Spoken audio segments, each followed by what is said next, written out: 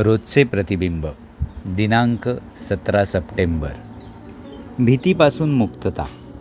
ईश्वराच्या मदतीने आमची स्वतःची परिस्थिती आम्ही जेव्हा शांतपणे स्वीकारली तेव्हा आम्ही स्वतः मनःशांतीने जगू लागलो आणि त्याच भीतीने जे ग्रासलेले होते त्यांनासुद्धा यावर मात करता येते हे दाखवू शकलो.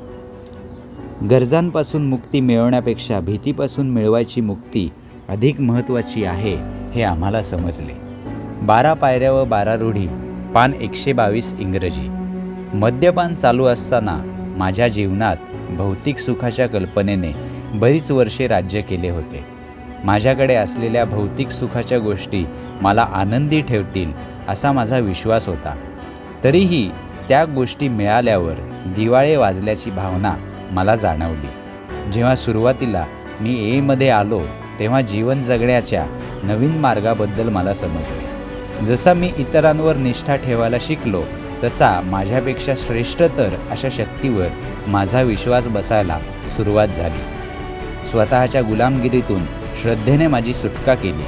भौतिक फायद्याची जागा चैतन्याच्या भेटीने घेतल्यामुळे माझे आयुष्य हाताळण्यायोग्य झाले आणि माझा अनुभव मी इतर मद्यासक्तांना सांगू लागलो.